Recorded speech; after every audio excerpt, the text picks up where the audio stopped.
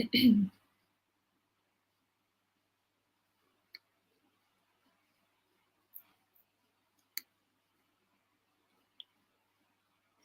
guys, and welcome. Hi Katie, thanks so much for joining us. Hello, I'm so happy to be here. It's amazing.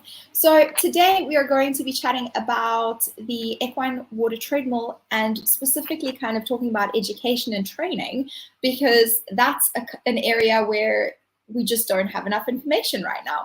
So I'm really excited about that. And I'd really like to invite all of you who are joining us live. Welcome. It's so great to have you. Please join in the conversation. Feel free to chat to us. Please let us know where you are, where you're from, where you're listening from. If you're watching this recording, let us know. #replay. Feel free to ask questions if you're watching as a recording, and we'll come back and answer those in the comments. But this is really here for you guys to engage with, to chat with us, to learn from us. Katie, we're really glad to have you with us today to be learning from you and to be chatting about the equine water treadmill. Thank you. I'm happy to be here, and I'm excited about this subject as well. Yeah. So welcome to everyone who's commenting. Shanna from Northern Minnesota, and Maureen Boyle from Chicago. Amazing. Hi, Maureen. Great. So Katie, why don't you introduce yourself and let us know what your interest is in equine water treadmill and specifically education? Yeah, great question. Great place to start. So I own Unbridled Equine, and Unbridled Equine is really a comprehensive company for the well-being of horses. So we're looking at the horses holistically, looking really at the whole horse. And so what that involves is it really started off with massage and body work is where I started. And that led me down a path that has been forever evolving. And it now includes rehabilitation of horses as well.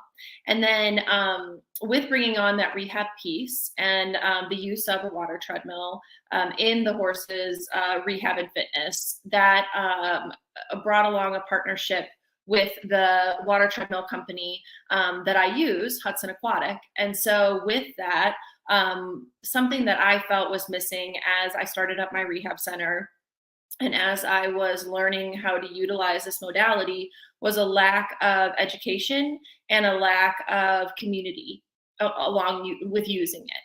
And so that started where I worked really quite lovely with Hudson in the way that they wanted their customers to have the ability to have someone to train them on their water treadmills. And it was something that interested me as well. So that led to me starting on-site trainings and business consulting as well for people that are using the water treadmills while still massaging and rehabbing. So a little bit of everything. A little bit of everything. I really love that. I really want to add in here because I love your history and where you're coming from. And I love that you've taken this kind of step towards education. And I feel so strongly that there's something that we can learn from everyone. And we just have to find that thing that we want to contribute to this industry and to our profession, and we need to go for it and do it. And I'm really excited that that's what you're doing, Katie. So well done. With that, I want to just kind of add in a comment there because we are still running the veterinary rehabilitation industry report, the global vet rehab industry report. And it's really for kind of exactly this purpose, right? We want to know where we are in the industry, where the gaps are. And when we release this data to everyone, because it will be freely available to everyone, we're hoping that it's going to inspire you to find those gaps and to fill the ones that you are passionate about. So it's not about, us having all the answers and us having all the solutions. We don't. You have the solutions. And we want to empower you to be able to enact them. So we're really excited about that. I'm going to drop the link to the industry report. So it's done. I got through it. So it's easy. Got to get it done. Good. So I'm going to pop the link to that in the comments. Guys, please, please, please, please, please. This is really important. We really need everyone to participate in this. And then I'd love to say hi to all the new people. So we have Brandy from Georgia. We have someone from South Africa. Yay! And Nadia as well from South Africa. Welcome, guys. If you're chatting to us from one of the Facebook groups, I can't see who you are. I can only see Facebook user because our groups are private. So if you want me to address you by name, then just sign off with your name. That would be really great. Then I know who I'm talking to. Okay, so we've actually had a question from one of our members, and I'd love to address that first because I think this is a big thing actually when we're thinking about the water treadmill. So together with the water levels, what we're generally seeing is that the higher the water level is, the higher the head and neck position is. And then the moment we have a high head and neck position, then we're thinking about, posturally, that's not great. And how is that supporting or not supporting the core muscles and, good movement, good biomechanical movement in the horse. So if you could chat a little bit about that, so good posture in the treadmill and the water levels and how that affects the patient, I think that would be a great place for us to kick off, because that was a question that we had in our group last week, a few days ago. Yeah, and it was a really, it's funny, for me, that's like a meaty question where it has a lot to it. So when I read that question in particular, I kind of broke it down into pieces where there's good posture in the water treadmill. They asked about core engagement, and then they asked about water levels. And so to me, those were like, okay, these are three separate elements that we want to look at, because when there isn't a one size fits all for water treadmills, where every horse is going to move differently, their size is going to be different, their needs are going to be different. So it isn't where we always go to this water level and this is what's perfect for the horse for this situation. It is not cut and dry like that. So when talking about good posture in the water treadmill, to me, that's really looking at, okay, you want a handler in the front, you want a handler in the back. I find it really important to have two handlers working the horse in the water treadmill, and I really feel like that's best practice for safety and for the horse, because we're wanting the horse to be situated where they're in the middle of the treadmill. So that means they're not leaning on the left or right side. They're not really far forward with their head over the door. They're not leaning towards the back of it.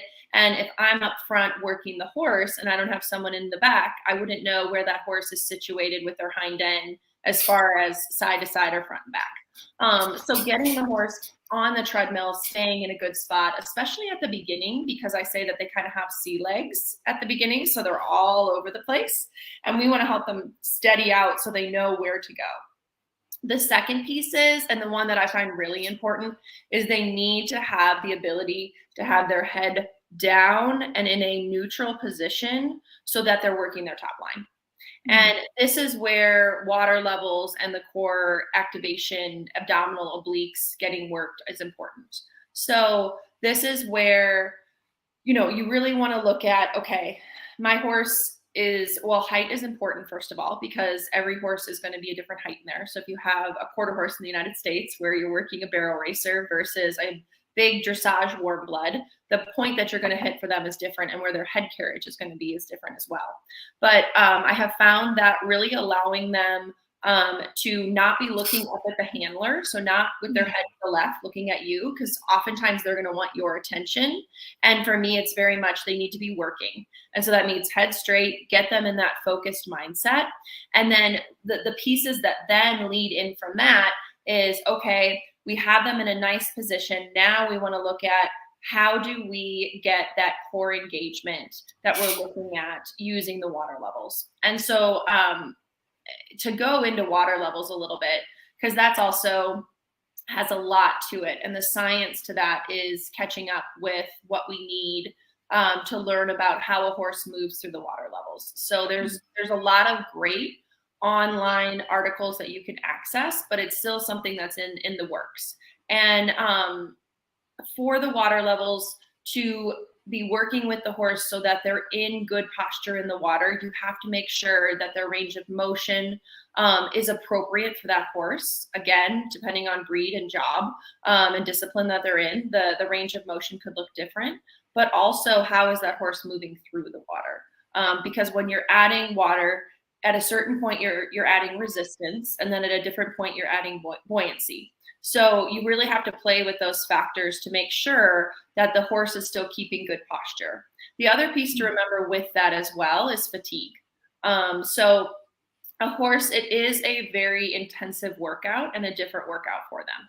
So paying attention to their body mechanics and their body shape as they're working is important, because in order for them to stay in that nice position where they're working their top line, you want to make sure that you're emptying the water before they're past the point of fatigue. Otherwise, they're going to start being inverted. They're not going to be engaging from their hind end. So paying attention to those cues of, okay, how is their fitness in here and how comfortable are they as they're going through it? I love that. Thank you, Katie. So not a simple answer. And I love that we, like you said, we started with something really meaty. I hope that that warms you guys up if you're listening and joining us, either as a recording or live. It's so good to have you, Ryan. Welcome. I really want to invite you, ask the difficult questions. Let's chat about it. Let's see if we can put Katie on the spot a little bit and challenge her. She seems far too comfortable for me. All right. Hot seat. That's right. All right. So let's chat a little bit about your rehabilitation plans and how you incorporate water treadmill into them. So I know there isn't like a protocol, but where are you kind of finding the best value of this modality for your patients? So this is where I really lean upon, and what I find very important for my practice in particular is vet directed. So everything I do, I hone into, it's vet directed. And to me, it has to be a healthcare team. I have so many vets that I work with that are beyond elated that there is an actual rehabilitation program for these horses, because so often it's hard to properly rehab a horse in a barn that is working as a training barn, having horses in a program, horse showing, rehab. It's hard to have the modalities, but it's also hard to have the staffing to do it. And so for me, working directly with the vets, because like I said, every injury is going to look different on each horse, not to mention that they may have previous injuries that you're bringing along with that. And so when I have a horse first come in, really for me, it's working alongside the vet, because I see myself and my staff as kind of being the hands doing the work, making sure we're doing it to the specifications that the vet wants. And that to me is where everyone can work together versus this being kind of siloed as its own thing. Because on the other side of that, when the horse is ready to leave rehab, I need to have the trainer and the owner understanding what I'm doing and how we can then move that forward once the horse goes back home. So it really needs to be a team approach. And I have found that that works just wonderfully, because it really makes everyone, I'm kind of the mediator that's bringing everyone together for the better of the horse. And so instead of rehab being this time where, everyone's bummed because the horse is hurt, it can be this point of like, hey, we're going to get this horse feeling better than they ever did. And let's fix issues that have been issues that you haven't had time to fix. And then getting the vet and owner and trainer and body workers and farriers and dentists and everyone together, and being the person that kind of mediates all of that. For me, I really enjoy that. And then as far as the different modalities, utilizing the water treadmill and rehab is really where the industry is headed. And for me, that's exciting because it's such a great tool. And I think we have seen the benefits of an above water treadmill versus having them swim in a pool, just from how we can get their body in a more natural position, engaging their top line, engaging their core.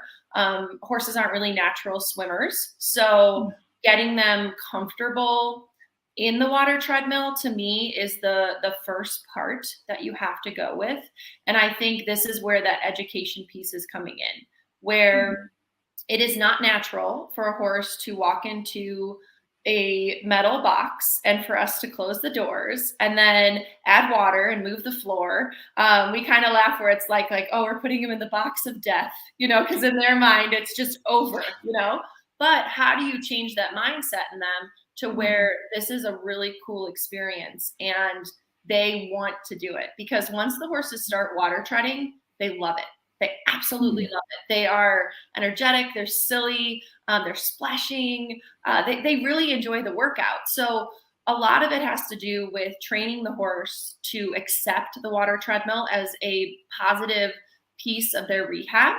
And then on top of that, how it can be used in the rehab setting is, for example, if I have horses that couldn't, let's say they're going from stall rest and they're just starting to hand walk, you can already start to incorporate the water treadmill into their care by adding in the buoyancy feature.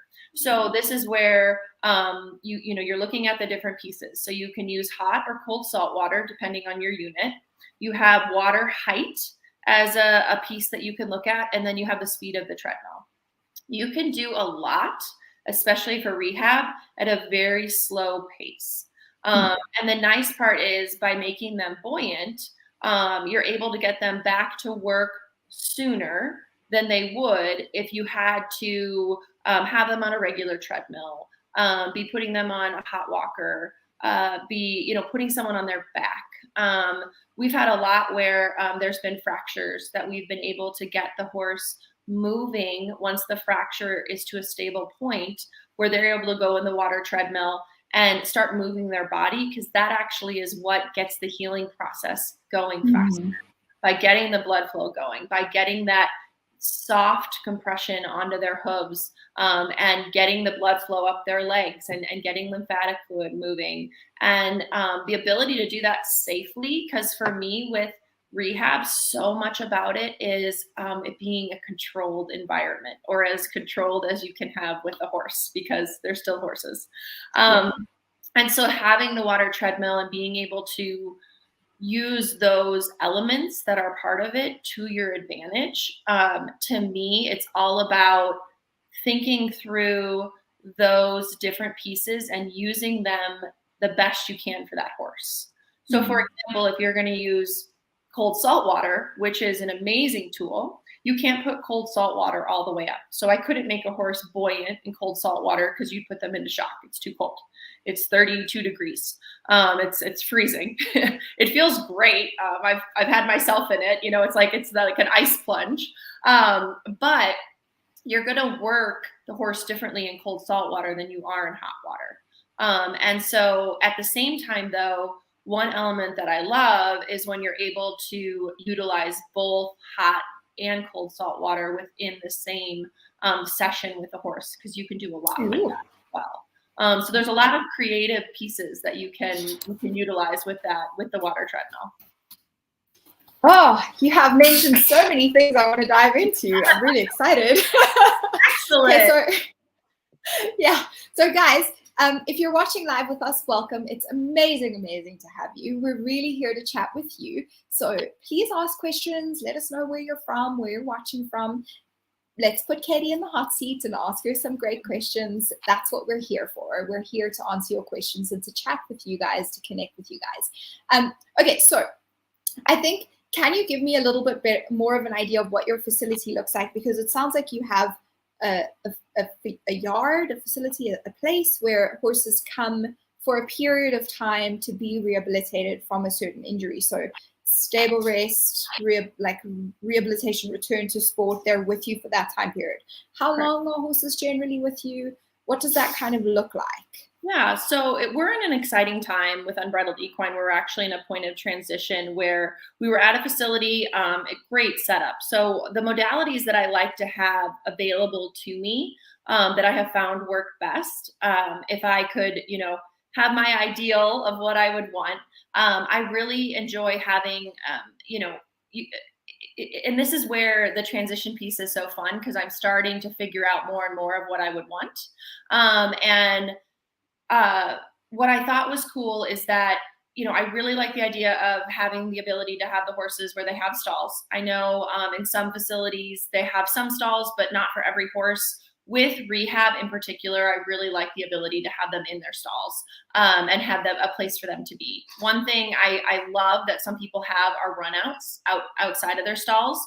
A lot of times incorporating turnout back into a rehab horse is a treacherous moment, where I say, please make good choices.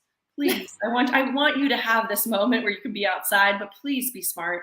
And so when you're able to have small controlled turnout, that's really, really nice, because you want the horse to get back to where they're going outside, enjoying their time outside, but not where they're going to re-injure themselves. So I really love when there's the ability to have small, run outs that are connected. I really enjoy hot walkers, any kind of Eurosizer type modality where the horses are able to walk at a controlled rate. Walking can heal so much in humans and horses. But that movement, to me, there's kind of these levels of what they can do for rehab and for fitness. And so turnout to me is very much like, go be a horse, enjoy yourself, eat grass, get sunshine, chill out, enjoy, do your thing. And then the next step up from that would be some sort of hot walker or Eurosizer where they are walking at a certain speed, switching directions, doing it for a certain amount of time. Horses really enjoy hot walkers. And I like the ones that have not where they're connected to something, but where they're in between two gates. So they have the room to kind of move and get comfortable.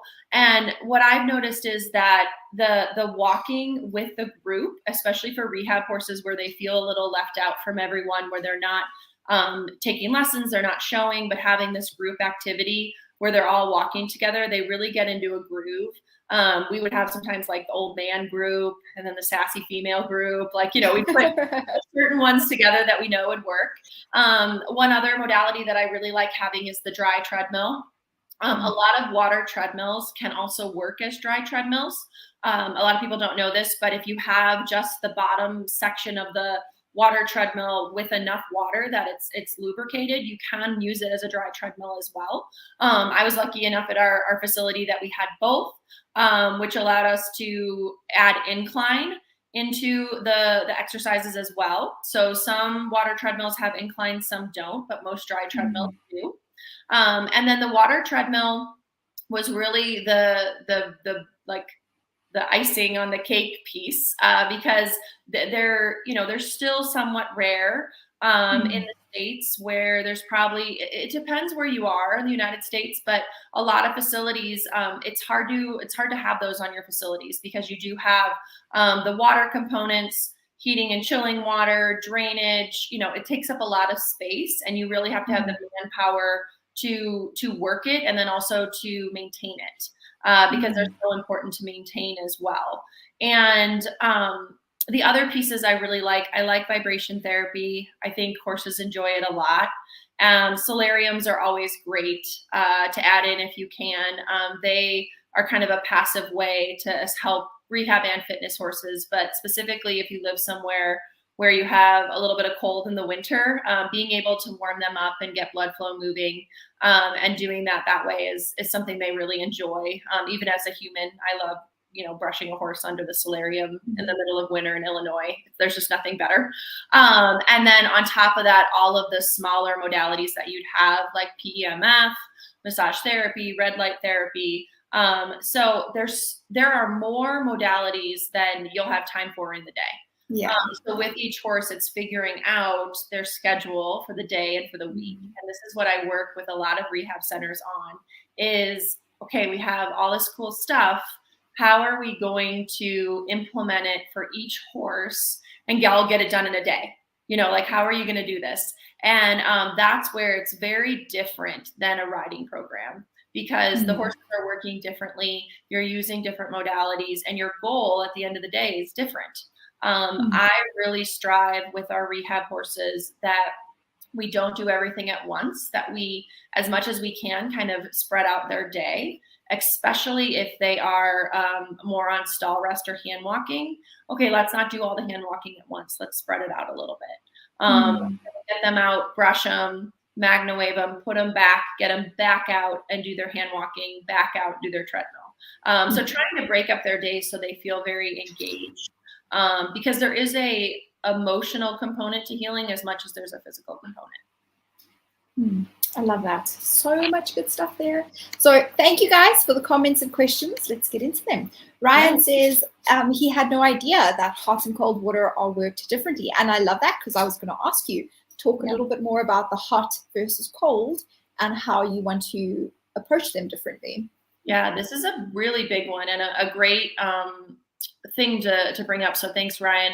So it's where you can use hot and cold water differently in how you're going to use it with the horse. So you want to think hot water is opening up blood flow. So you're warming up the horse very quickly because it's going to be anywhere from 92 to 98 degrees. So you're warming up the horse quickly, kind of like a hot therapeutic pool for humans. You want to soften the muscles. You want to get them into where they can be warmed up and working quite quickly. And with that, you're getting blood flow moving. You are getting lymphatic fluid moving. You're activating the muscles by getting them soft and ready to work. With the hot water, you can go all the way from where it's down at the hoof to where it's at the fetlock, the hock, the stifle. Hot water, you can go all the way up. So with some horses, that means that they're completely buoyant, where it's up to their chest, above their belly. The water's all the way up is what we call it. And so with cold water, you actually have to, cold water has a different purpose. So think with cold water, you're constricting everything, you're reducing blood flow, you're getting rid of edema, you're trying to pull, especially with the salt water. Cold salt water is unbelievable what it can do. But you could think about it as like icing on steroids. Like you ice your horse's legs, while cold salt water, while they're moving, is doing the same thing. We're reducing inflammation, but with the cold water, you can't go as high. So you're going to keep that about, knee level or below, because it splashes up on their belly and it's cold. It's a little shocking. If you have a horse with like a lymphangitis or a cellulitis, cold salt water is by far the best way to help those horses that really need that constant, icing compression, because you're getting that from the resistance of the water. And when horses come out of the cold salt water, I'm always so impressed at just how tight their legs are, and that tightness over time stays longer and longer. And so when we've had horses with a cellulitis issue, or maybe an ongoing cellulitis issue, being able to work them in the hot and the cold, but mostly in the cold, to help their legs really start that, vasoconstriction of reducing the blood flow and inflammation down there. We've seen just great success with it. So a lot of units do both, some don't.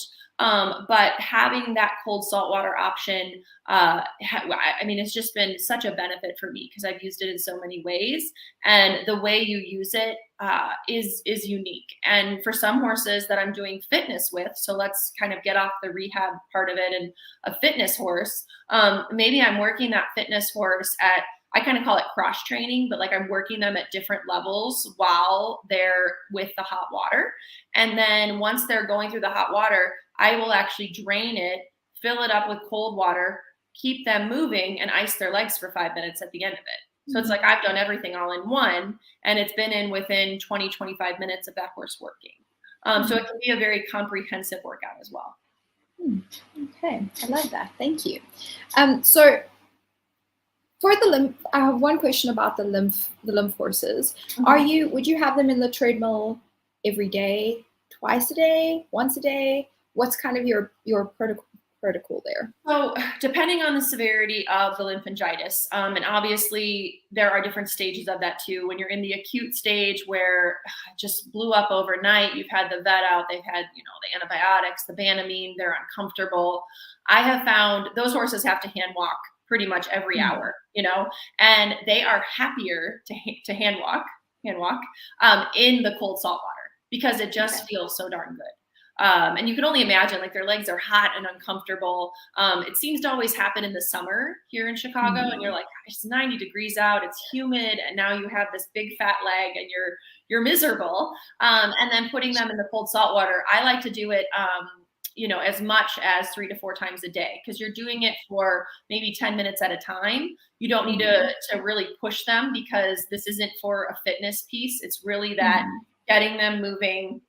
It saves the step of cold hosing, which cold hosing is an amazing way, and a way we've used for decades, right? Like cold hosing does a great job, but it's putting the hand walking and the cold hosing into one when you have the cold saltwater treadmill.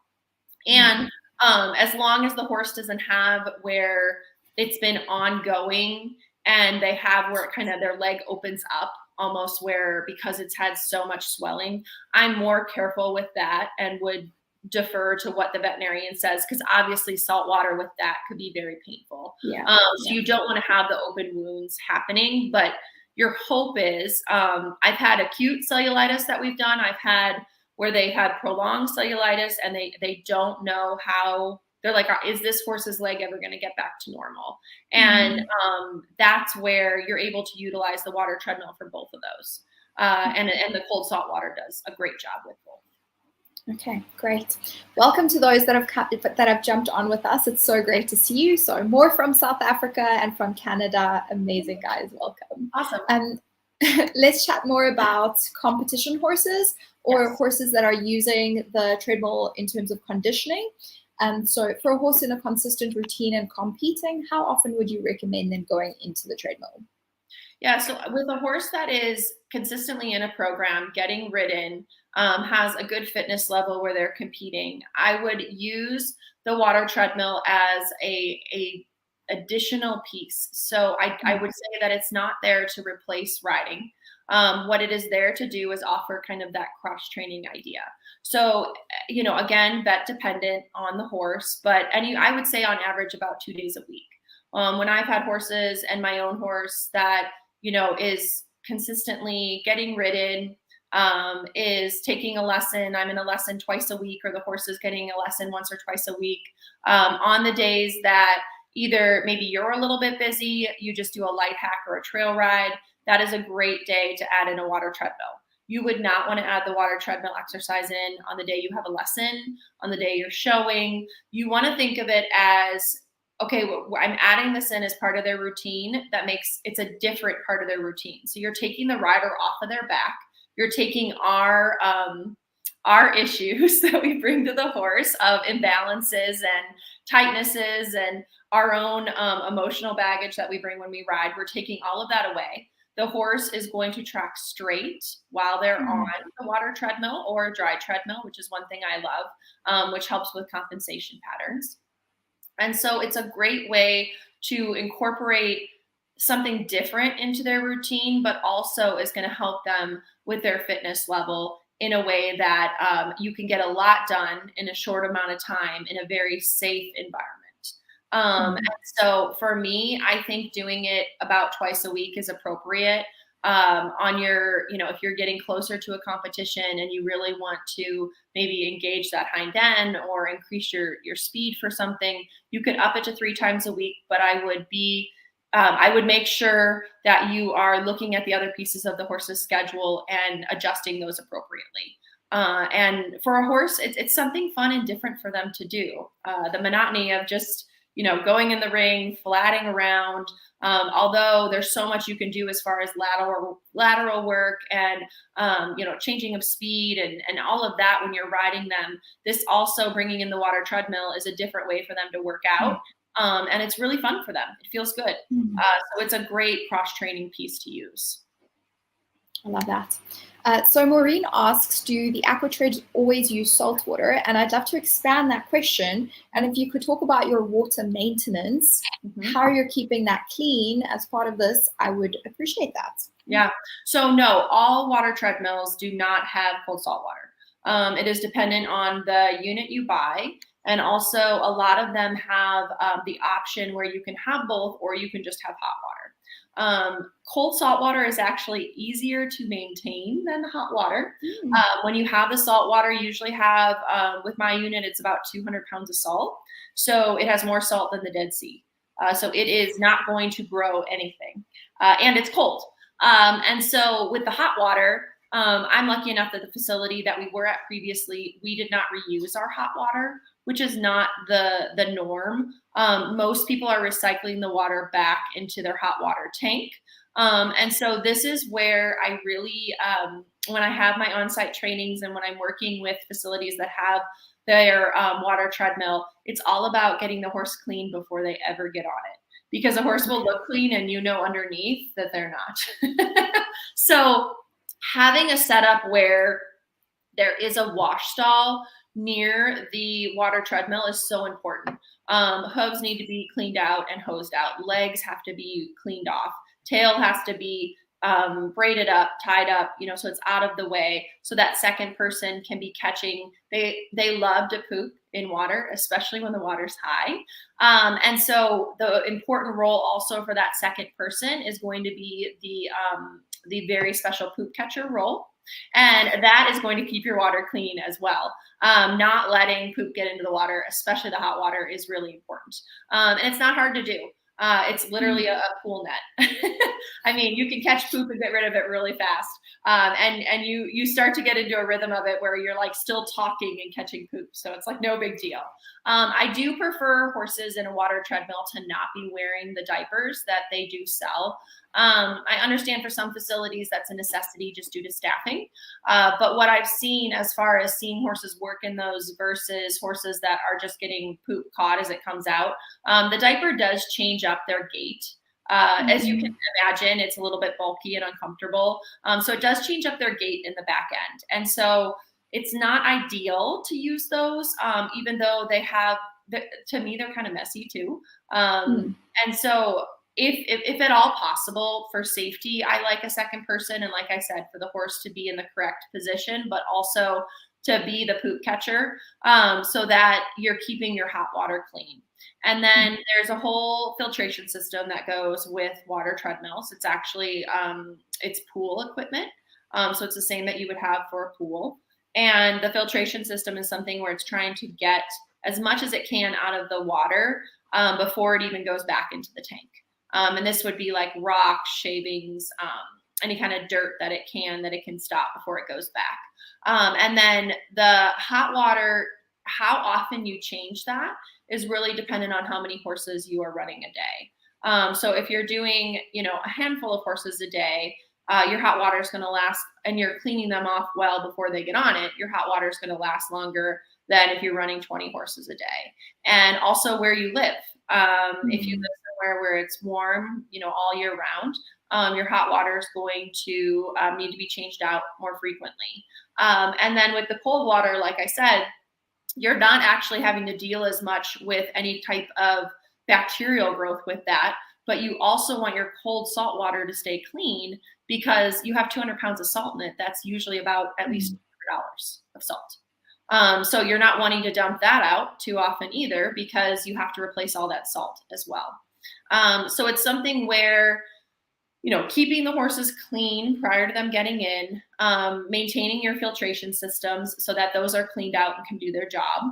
And then kind of knowing how many horses you're running and how often it needs to be changed out. You get into a bit of a system where also the other piece to that is if you have more horses going in cold water versus hot water, and that's going to make the variable different too, because it depends what horses you have at that time.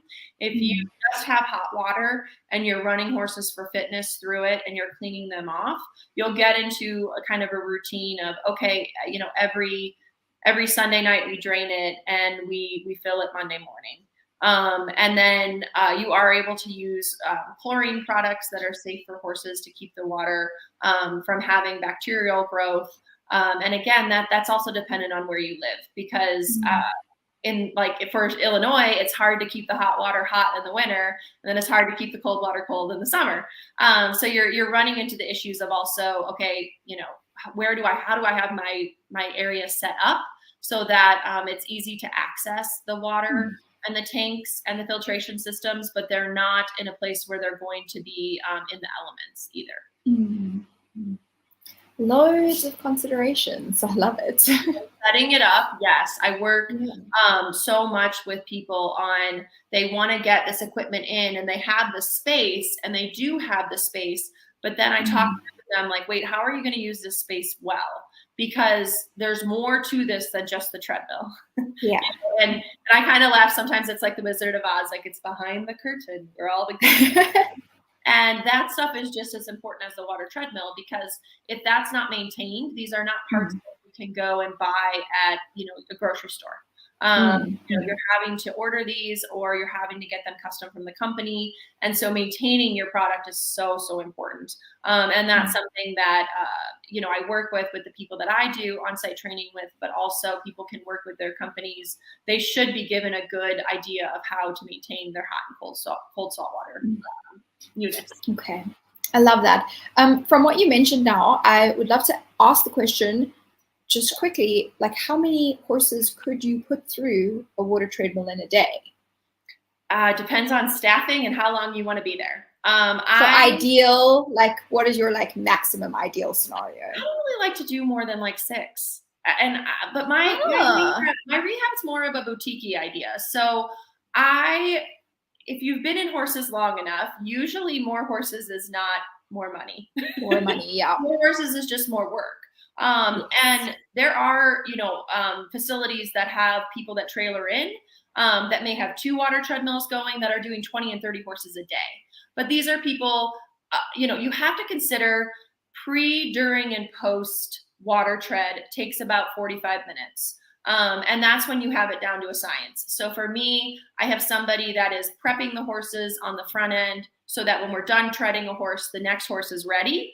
And then for us, after they tread, after they get dried off, they go on the Vita floor for vibration therapy. So we have a little bit of a system that we use, and they're getting groomed and prep in a wash stall under a solarium. So that is taking 3 people right there, to have that system flowing. And if I were to do 6 horses, I'm probably going to be doing 3 to 4 hours of work.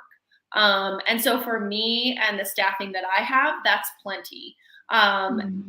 Could you do more? Of course you could.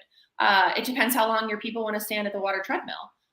You can have a lot of deep conversations while water treading with your second person. You can talk through life with each water treading. And it also is dependent on how the horses are, how far along they are in their training protocol. So I spend quite a bit of time and energy training them up front. It's something I charge my clients for because I want them to understand how important it is. And I also don't want to feel rushed. You have some horses that you may need to sedate to put on a water treadmill. And that's something that would need to be discussed with the veterinarian. And that could be depending on the horse's demeanor. I'm going to pick on Arabs a little bit, but your more high-strung, worried breeds, maybe you would need to bring down that flight response a little bit.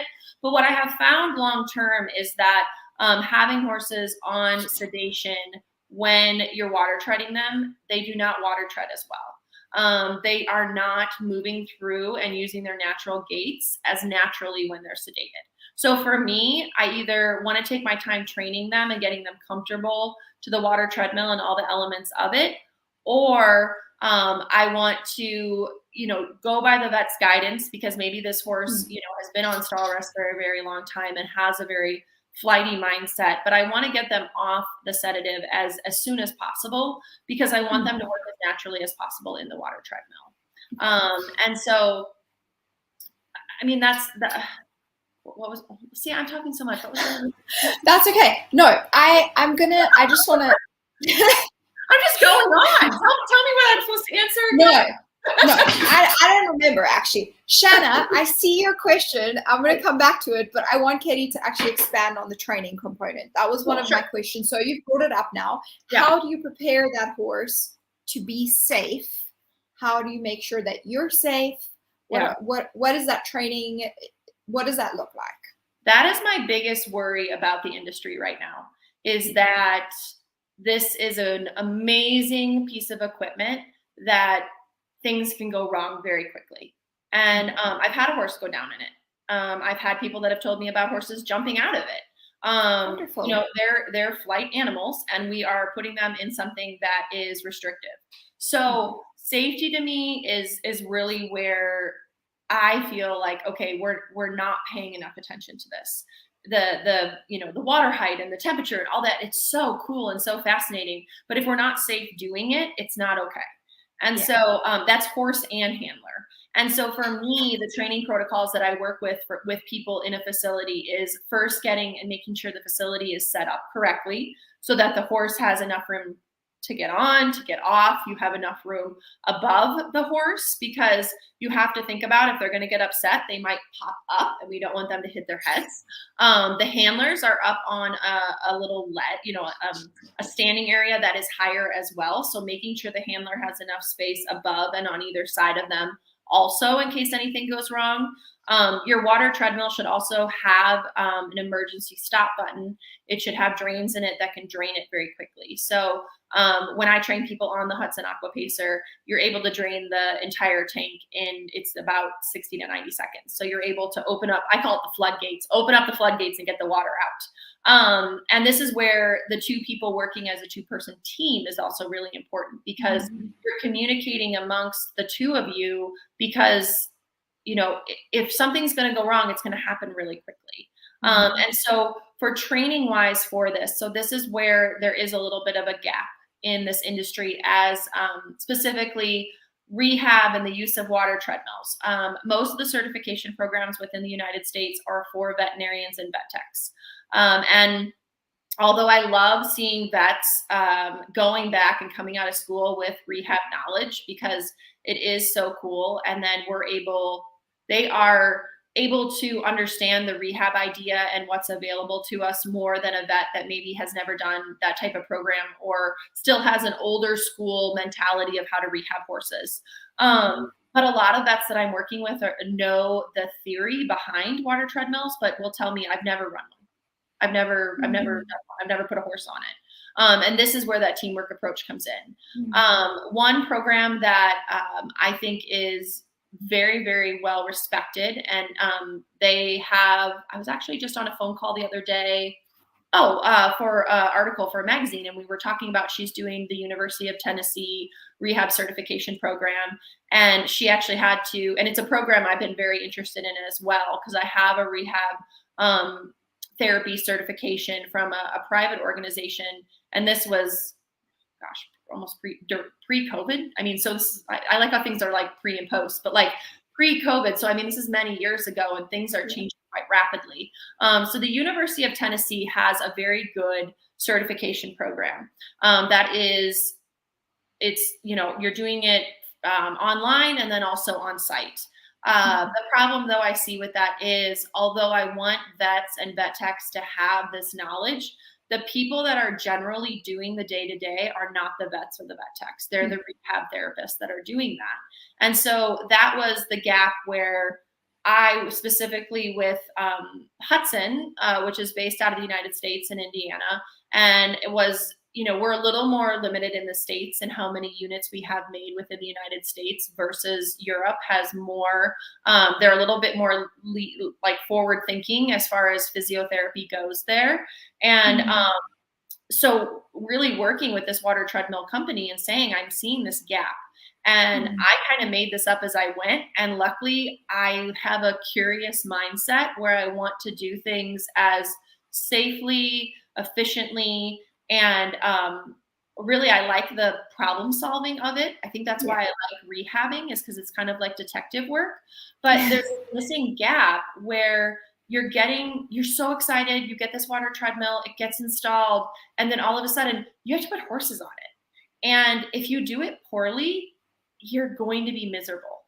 And how are you supposed to know how to do that? And every horse is different. And then you finally get the horses on, which takes time, and really someone helping you figure out all these different horses. Then once you do get them on, then you got to know how to work the machine. And then you got to know how to do it for that specific horse. I mean, there's so many pieces to it where, I want to be the person that someone can call or text and be like, I got this horse doing this. What do you recommend? I don't know what to do with that. And that's where the community is lacking, because doing this day in and day out is very lonely. Because you're doing the hard work. Rehabbing is not sexy. It's a lot of hand walking. It's a lot of this little nitty gritty stuff that people either don't have time to do, don't have the facility, or don't want to do. It's not, the fun part of horses. But to me, it is this really special time where you can show up for your horse. And I like to see it as, you can not only fix the issue, but let's fix everything that's going on. Yeah. Because when I send horses home, what I love hearing from trainers and owners, and I love doing this, is wow, they're better than they've ever been. Like, I've never seen this horse move so well. I've never seen this horse so strong. Wow, I didn't realize it had this right hind weakness. Well, yeah, the left front had a suspensory issue, but it was all stemming from the right hind. Or let's fix ulcers. Like, fixing ulcers is no fun. Like, let's do it while they're at rehab. Let's have Aunt Katie do that. And so I like to really fix all the pieces, but a lot of it has just come from my experience of doing it myself. I mean, I have a background in animal sciences. I was a zookeeper before I went and came back to horses as a career. And I also have a master's in education. And so this is where education has always been an interest to me, even in the zoo world. But this idea of, can we be doing it better? Are we keeping people and horses safe? And are we sharing what we learn with one another? Because if there isn't a platform, I have webinars that I put on every other month. So the next one's I think it's May 25th. That I put on with Hudson, where I bring up or people will ask on a topic. So the next one, we're talking about using the water treadmill for fitness versus rehab. We've talked about hot versus cold. We've talked through case studies. All this stuff that just having someone bring something up that they've done or something I've done, and then someone asking a question and it starts a conversation, kind of like you're doing here. That is get better at this. And I think the formal education and certification processes will catch up. But in the meantime, we've got horses to rehab. So we got vets that want us to do it. So let's help each other. And then knowing that as this progresses, the certification programs for the actual therapist doing it will come. I don't want to start them. I don't have time right now. Anyone that wants to, please start them, please. But it is such a cool growing part of the horse industry and necessary part that I want people to really feel empowered, because the way for equine rehabbers and rehabbers in general, rehab therapists, to be respected and understood is staying within their scope of practice and really getting on the team of having your vet work with you, but also staying educated and on top of things. So for me, this is as simple as having a Google alert of when a new research article comes out about water treadmills with horses. Boom. Tell me something new. I love that. And it's a read where you're like, wow, that just makes me think a little bit more about this. So there's going to be more and more information. Oops, I'm sorry. Okay. I just got there. I love that. So let's, we're running out of time, which is very sad. I can't believe how long we've already chatted. So let's quickly address this one. Shanna says, I'm recently certified with AccuScope and MyoPulse and wanting to add water therapy to my conditioning and rehab program. What type of treadmill do you recommend? I live in the icebox of the nation, no joke, and will need it to be inside with an insulated building. I love this. I'm so curious where you live, Shanna. Me too. On icebox, I'm like, oh gosh, I feel you. Is it gray too? Because it's really gray in Illinois. Most of the time. Don't ask me why I live here. It's a great question. So there's a couple pieces to that. So, if you want to ask what kind of treadmill do you recommend? Well, the reason I work with Hudson Aquapacer out of Indiana is because I think they're superior. I wanted something that was within, you're international. International Falls. International Falls. Okay. And so what I look for with a water treadmill company is, how well are they making the piece of equipment? You're putting horses on it. They love to break stuff. How well is the equipment made? How long has this company been making water treadmills? And is this what they do more than anything else? So you don't want this to be kind of a side piece for them. You want this to be what they're doing. How is their support system once you get your water treadmill in?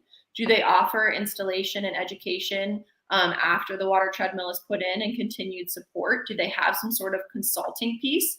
Because we didn't even get into, okay, I want to add water to my rehab and conditioning program, but I'm also, I wear the marketing hat and the financing hat, and I got to do all the legal stuff. And there's so much to the business that is beyond just putting the horses on the water treadmill. Do you have consent and intake forms that are appropriate to where you live?